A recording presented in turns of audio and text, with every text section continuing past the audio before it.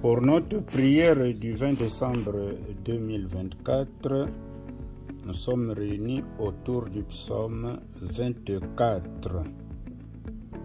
Le Seigneur de l'univers entre dans le temple. Au début du psaume, le droit de l'Éternel à posséder la terre est reconnu. La terre est à lui parce qu'il l'a créée. Après cette reconnaissance du droit de Dieu sur la terre, se pose la question suivante. Qui reprendra sur elle la domination qu'Adam et Ève ont perdue? C'est là aussi une façon de dire. Qui montera sur la montagne sainte? La montagne est le symbole de la domination millénaire tel qu'il est dit en Ésaïe 2, les versets 2 à 5, où le roi, selon le cœur de Dieu, tiendra le sceptre du gouvernement universel. Cette prière fait référence à l'histoire religieuse juive, mais surtout une figure du Messie qui deviendra le berger du peuple, sur qui il y dominera et établira sa royauté.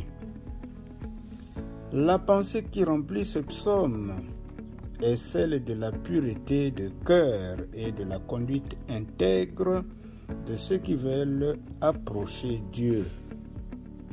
La question fondamentale que tout croyant devrait se poser est celle-ci.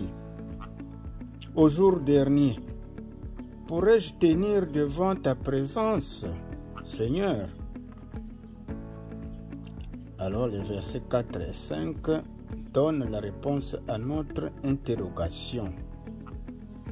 Si nous ne marchons pas dans la voie de l'innocence par rapport au péché ici-bas, eh bien nous serons terrorisés de la présence de Dieu.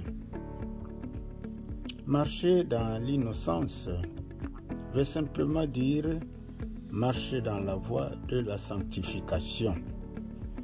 Alors donc c'est ici un avertissement qui s'adresse à chacun de nous. Nous devons donc marcher dans l'innocence. Alors, quelle est la pensée de ce psaume? La pensée à retenir pour ce psaume, c'est que tout disciple de Jésus-Christ doit avoir la crainte de péché. Il nous faut donc servir Dieu avec révérence, car la crainte de Dieu est le commencement de la sagesse, nous dit le psaume 111, verset 10. Après avoir pris connaissance du message du psaume, prions le psaume 24 donc, avec les paroles de la Bible, dite la parole vivante ou la traduction français courant.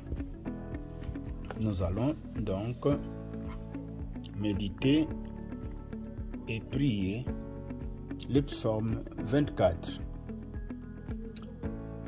C'est Dieu qui a planté sur les terres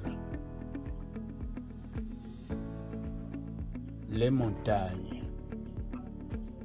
Il les a fixées solidement au-dessus de l'eau et les mers. Qui peut donc monter sur la montagne du Seigneur, qui va se tenir dans son temple saint? Ceux qui n'ont rien fait de mal et qui ont le cœur pur, ceux qui ne se tournent pas vers le mensonge et qui ne jurent pas pour tromper. Ils recevront la bénédiction du Seigneur et Dieu, leur Sauveur, les reconnaîtra comme justes. Voilà ceux qui cherchent vraiment le Seigneur, ceux qui cherchent le visage de Dieu. Voilà le vrai peuple de Jacob. Porte, ouvrez-vous largement. Ouvrez-vous, porte ancienne. Laissez entrer le roi glorieux. Qui est ce roi glorieux? C'est le Seigneur. Il est fort et courageux. Le Seigneur est le héros des combats. portes, ouvrez-vous largement. Ouvrez-vous portes anciennes, laissant entrer le roi glorieux. Qui est ce roi glorieux? C'est le Seigneur de l'univers. C'est lui, le roi glorieux. Seigneur, donne-moi de marcher dans la crainte de péché et de te servir avec révérence